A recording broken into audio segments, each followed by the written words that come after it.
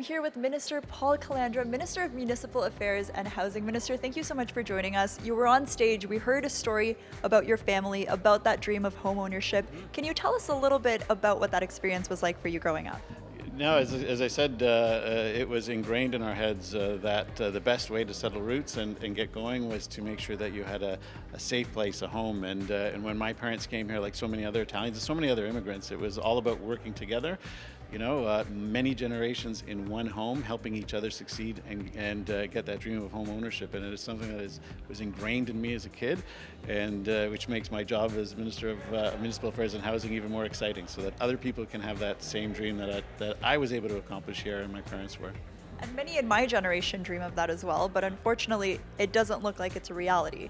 How is the provincial government making sure that people of my age can achieve that dream as well? Yeah, and you're bang on, right? There's for so many people in your generation now, it's they fear that they'll never have that opportunity, right? And that is so bad when you consider why so many people actually came here. So for us, as I was saying on stage, it's about making sure that we have the infrastructure in the ground so that the people who build homes can actually build them as fast as possible, get more homes on. Like, we need to build 1.5 million homes that'll bring the prices down, but ultimately it's about creating jobs, building the infrastructure so that we can build communities. Because, you know, I want you to be able to have that dream of home ownership, whatever it is, whether it's your first apartment, whether it's a student on student housing, or whether it's your first home in a community. That's what we want to accomplish for you.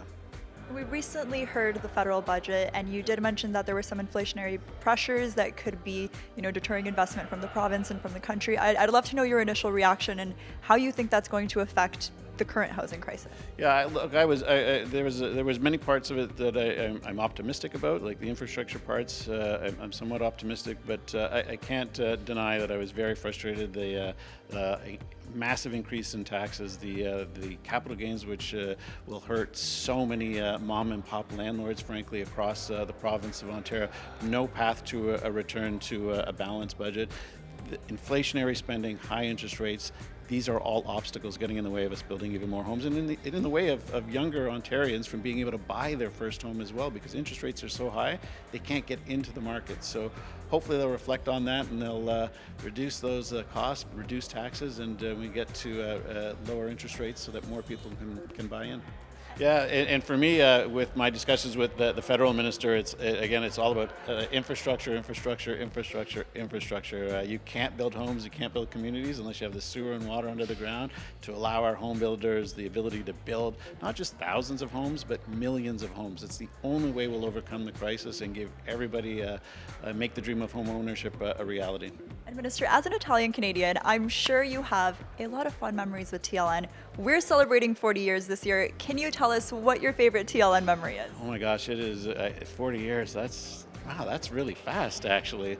Yeah, TLN was always on in my house, obviously, like all of the time.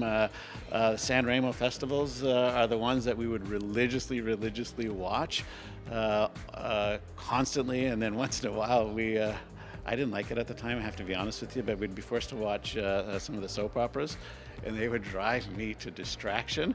But I have a lot. The cooking shows, when you're a kid, sometimes you don't realize how good it is. But yeah, San Remo festivals, all of the personalities that you grow up who become members of your family, frankly. So yeah, I can't believe it's 40 years. And with those 40 years, we're also celebrating our commitment to multiculturalism and to serving our communities in their language. I'd love to know, on a personal level, what does multiculturalism mean to you? Well, look, as I said, as an Italian Canadian kid, there is no better way. This country has been so good to so many different people, so many different practices. You keep your culture, you keep the things that you grow up with, and still be a proud Canadian. I can't think of anything better. You know, you hear the stories when I was a kid going to school, and they'd see all the Italian kids with the day before's dinner, and you'd be eating this big, huge, bun with, cotelettes in it and things like that.